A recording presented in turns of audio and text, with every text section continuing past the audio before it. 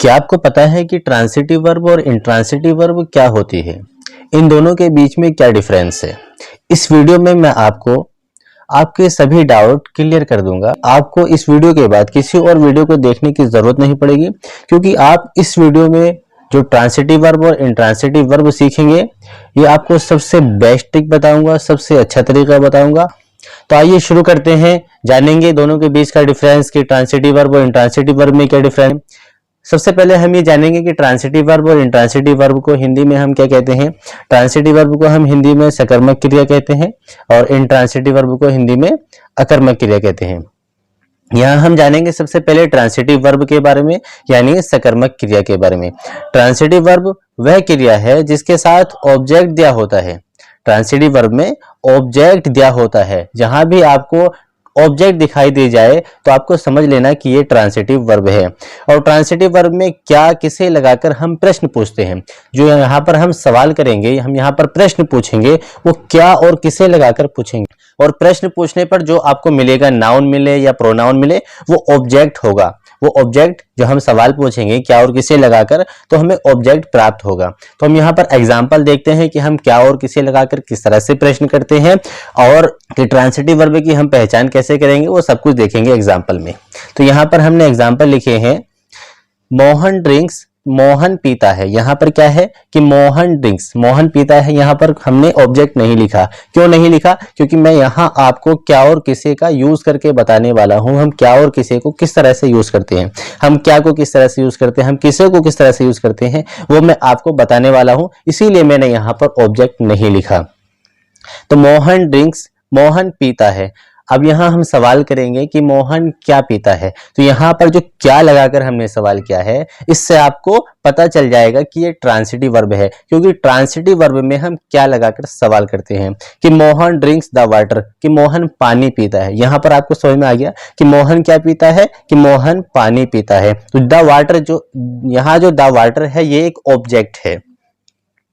Second sentence है कि Parul is reading, Parul पढ़ रही है। सवाल हम करने लगे कि पारुल क्या पढ़ रही है, तो यहां हम जवाब दे देंगे कि Parul is reading a book, कि पारुल एक किताब पढ़ रही है। यहाँ जो अ बुक आया है, ये एक ऑब्जेक्ट है। ये ऑब्जेक्ट का हमें पता कैसे चला? क्योंकि हमने यहाँ पर सवाल किया कि पारुल पढ़ रही है, कि पारुल क्या पढ़ रही है। जो यहाँ पर हम क्या लगाकर सवाल कर रहे हैं, ये एक ऑब्जेक्ट को प्राप्त करने के लिए हम सवाल कर रहे हैं। यहां हमने क्या लगाकर सवाल किया, तो हमें इसका ऑब्जेक्ट क्या मिला, अ बुक।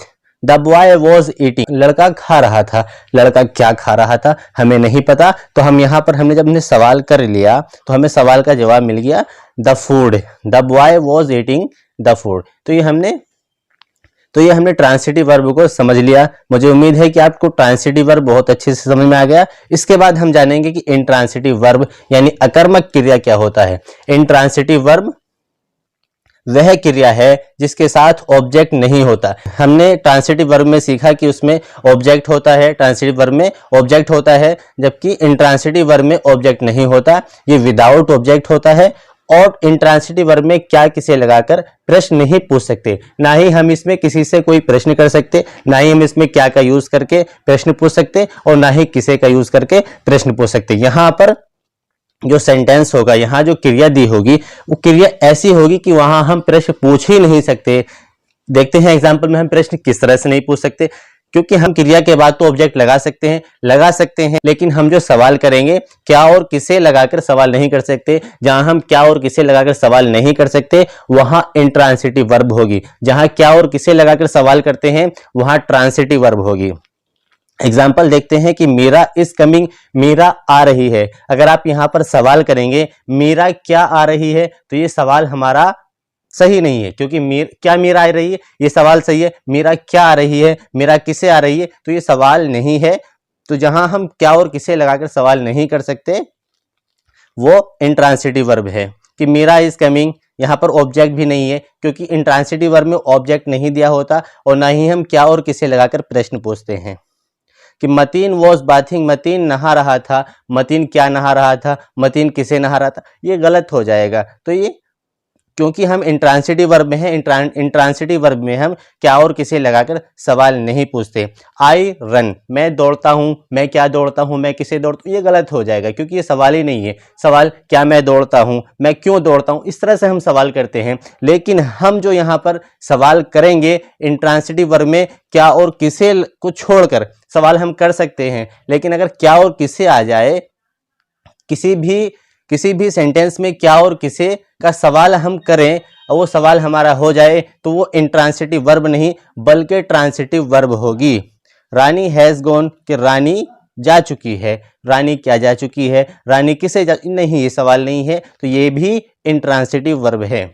अब हम जानेंगे दोनों के बीच में डिफरेंस क्या है, कि दोनों के बीच में डिफरेंस क्या है, कि इंट्रांसिटिव वर्ब और ट्रांसिटिव वर्ब में क्या डिफरेंस है। हमने यहाँ पर पहले लिखा है इंट्रांसिटिव वर्ब। हमने यहाँ पर इंट्रांसिटिव वर्ब क्यों लिखा पहले, क्योंकि इसमें ऑब्जेक्ट नहीं होता, ये विदाउट ऑब्जेक्ट होता है। हमने यहाँ ट्रांसिटिव वर्ब लिखा है, इसमें ऑब्जेक्ट होता है, इसीलिए हमने इसको इधर लिखा। क्यों, क्योंकि जो हम सेंटेंस बनाएंगे वो सेंटेंस दोनों सेम होंगे। सिर्फ फर्क इतना होगा कि हम इसमें जो सवाल करेंगे ट्रांसिटिव वर्ब में वो क्या और किसे लगाकर सवाल करके हम यहाँ पर ऑब्जेक्ट प्राप्त कर लेंगे। हम यहाँ पर क्या और किसे लगाकर ऑब्जेक्ट प्राप्त नहीं कर सकते।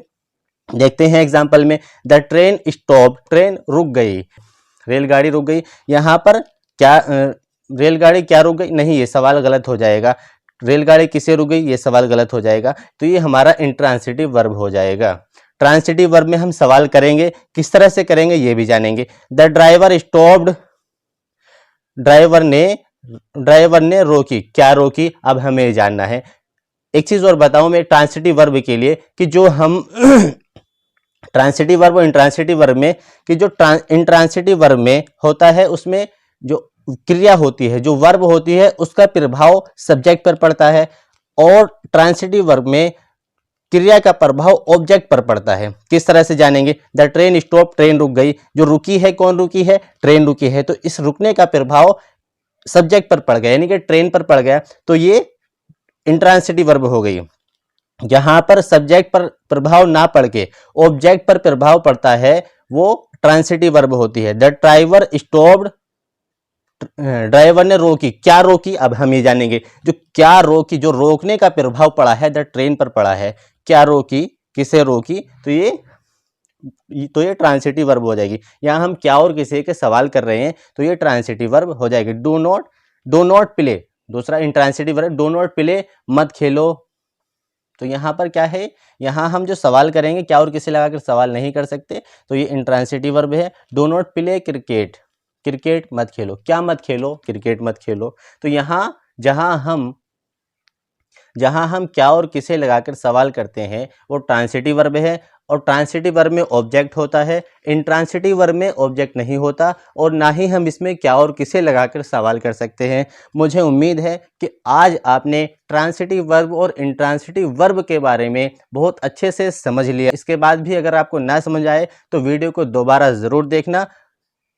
मैं लगातार आपको इसी तरह की वीडियो देता रहूँगा। अगर आपको वीडियो अच्छी लगी तो वीडियो को लाइक करें, कमेंट करें और शेयर भी करें, और अगर आप चैनल पर नए हैं तो चैनल को सब्सक्राइब भी करें। मिलते हैं नेक्स्ट वीडियो में, शुक्रिया।